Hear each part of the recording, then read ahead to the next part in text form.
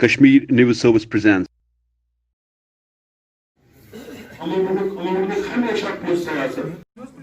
आपने यहाँ पर अभी एक प्रेस बुलाई थी, तो इसके बारे में पहले बताइए। देखिए, मैं मुबारकबादी देना चाहता हूँ यहाँ के लेफ्टिनेंट गवर्नर साहब को, यहाँ की एडमिनिस्ट्रेशन को, हिंदुस्तान के वज़ीर आज़म को और होम मिनिस्टर को, जो आज इंडस्ट्रियल पैकेज इजरा की गई है।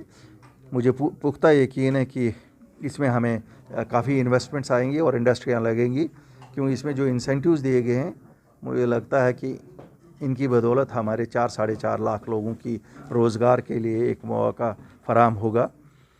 और मैं अपनी इंडस्ट्रियल बरादरी से जो जम्मू एंड कश्मीर में हैं उनको भी कहूँगा कि पहले तो हमें खुद फ़ायदा उठाना चाहिए इसका, और जहाँ हम नहीं कर सकते, हम बाहर जो बाकी स्टेट्स में इंडस्ट्रीज हैं उनको हम दावत देते हैं, आइए इन्वेस्टमेंट करिए। Jammu and Kashmir is a very good destination for industries. यहाँ लेबर की अवेलेबिलिटी है, यहाँ जो हमारे बच्चे हैं बहुत ही ज़हीन और काबिल हैं। आपको किसी और स्टेट में इतने ज़हीन बच्चे नहीं मिलेंगे जितने यहाँ मिलेंगे। सर, अगर देखा जाए काफ़ी ज़्यादा पॉलिटिशियंस इसके खिलाफ आवाज़ उठा रहे हैं कि इंडस्ट्रीज पॉलिसी अगर जो है वो यहाँ से मतलब गैर नॉन लोकल्स यहाँ पर आएंगे, तो जिस तरह से 370 हटने के बाद इनका यही मंशूर था, आपको लगता है कि उनकी जो बोली है वो इसके खिलाफ? देखिए, मैं एक चीज़ बताऊँगा, इंडस्ट्रियल पॉलिसी तो पहले भी हम लीज़ पे देते थे आउटसाइडर्स को। ऐसा तो है नहीं कि 370 में हमने नहीं दिया था, यहाँ लीज़ पे हम लैंड उनको देते थे आज भी। और इंडस्ट्रियल इन्वेस्टमेंट के लिए मुझे नहीं लगता किसी को कोई एतराज़ होना चाहिए कि इन्वेस्टमेंट क्यों हो जाए। हाँ, ये बात सही है, जो इन्वेस्टमेंट यहाँ करेगा he should not get the domicile rights. उनको अगर लैंड राइट मिलता है क्योंकि वो इन्वेस्टमेंट करना चाहता है, उनको डोमिसाइल राइट्स नहीं मिलने चाहिए, वो दूसरी बात है। लेकिन तो अपोज अ स्कीम जिसमें हमारे बच्चों की एम्प्लॉयमेंट होगी, मुझे नहीं लगता है अपनी पार्टी उस चीज़ के हक़ में। हमें कोई भी चीज़ जिससे हमारे लोगों को एम्प्लॉयमेंट मिले यहाँ और अपने घरों में ही मिले employment, why should be oppose it. तो उसमें काफ़ी ज़्यादा जो होटलियर्स है वो सामने आए, क्योंकि कुछ दिन पहले मतलब दे होल्ड है प्रेस कॉन्फ्रेंस है श्रीनगर की, उन्होंने बताया कि हमसे लीज छीना जा रहा है और बाहर के जो नॉन लोकल्स है उनको लीज दिया जा रहा है। देखिए, लीज किसी से छीना नहीं गया है। हम तो वो उनका केस भी प्लीड करते हैं। आज भी मैं कहता हूँ, जिनके लीज ख़त्म हुए हैं उनके लीज रिन्यू होने चाहिए। क्यों नहीं करेंगे? The government will do it. मैं आपको कहता हूँ, कैसे नहीं करेगी? हम की हाँ, हमारा ये मानना है जिन्होंने इन्वेस्टमेंट की है उनके लीज रिन्यू होने चाहिए।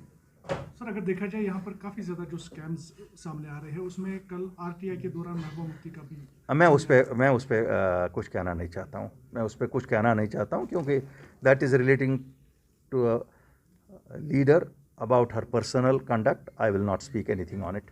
बुखारी साहब, आखिरी सवाल है मेरा, क्योंकि आप काफ़ी बार जो है प्राइम मिनिस्टर और अमित शाह से मिले हैं, तो आपको मतलब आश्वासन दिया गया यहाँ पर 4G इंटरनेट जो है बहाल होगा, लेकिन 1.5 साल भी गुजर गया, 2 साल होने को। देखिए साहब, और उसके साथ में स्टेटहुड के बारे में भी कहा गया था, बाकी जो मतलब बातें हैं यहाँ पर कश्मीर में दिए जाएंगे, लेकिन कुछ भी उस पर देखिए साहब, इंडस्ट्रियल एक्ट के बारे में भी ऐसा ही कुछ होगा? देखिए, दो तीन चीज़ें मैं आपको कहूँ। अपनी पार्टी का कोर एजेंडा है statehood, protection of jobs, protection of land rights. बाकी जम्मू कश्मीर बैंक की ऑटोनॉमी बहाल करना, 4G, ये सब दीज आर ऑल रिलेटेड इन चीज़ें हैं। जैसे आज आप देखिए केएस के जो हमारे बच्चे हैं उनके लिए एज अब 32 साल की गई है। क्यों? जब पूरे मुल्क में 37 साल जनरल कैटेगरी के लिए, यहाँ क्यों नादरशाही हुक्मरान बैठे हुए हैं जो नादरशाही ऑर्डर निकाल रहे हैं, जिससे हमारे बच्चों को वो मौके नहीं फराहम हो रहे हैं जो बाकी स्टेट्स में। 4G भी आ जाएगा। देखिए, स्टेटहुड भी आ जाएगा। मैं तो उन लोगों को कहता हूं जो कहते थे कि ये तो खुद ही गवर्नमेंट ऑफ इंडिया देगी। मैं कहता हूं हमसे कोई चीज़ छीनी गई है।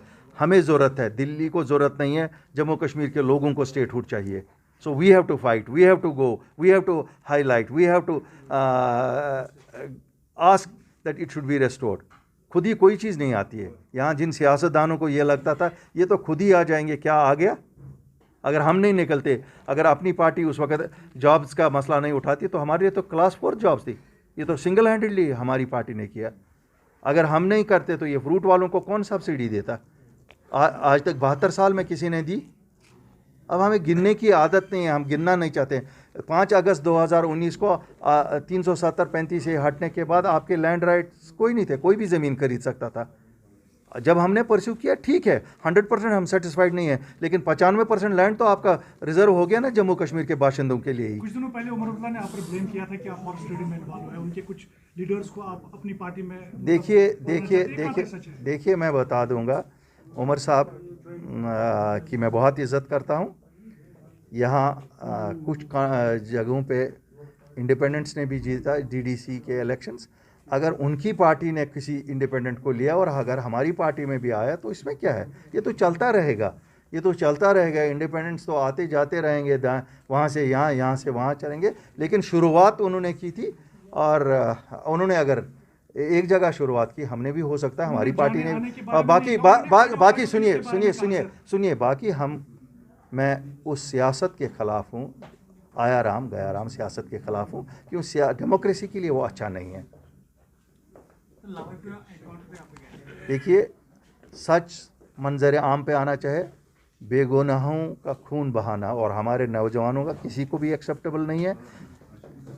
अल्ताफ़ बुखारी और अपनी पार्टी की सियासत सच पे मबनी है, और जब हम सच बोलते हैं जो बहुत कड़वा होता है, हमें मालूम है हमारे लोगों को कितनी तकलीफ़ होती है जब मैं सच उनको बोलता हूँ। इसी तरह मेरी गवर्नमेंट ऑफ इंडिया से भी अपील है कि सच को मंजर आम पे लाइए, क्यों हम सच की सियासत कर रहे हैं। और अगर ये सियासत शोपियान में सच बोला गया, यहाँ क्यों नहीं? जो भी होगा मैं फॉलो करूँगा, पर्सनल इंटरेस्ट भी ले लूँगा और पार्टी का इंटरेस्ट भी होगा। अगर जिस ऐवान को भी खड़खड़ाना पड़ेगा, हम सच उनके माँ बाप तक ज़रूर पहुंचाना चाहेंगे। मुझे पता है बच्चे वापस नहीं आ सकते हैं, लेकिन कम से कम क्लोजर तो मिल सकता है, कल को और किसी को इस तरह बेदर्दी से कत्ल नहीं किया जाएगा। Thanks for watching Kashmir News Service.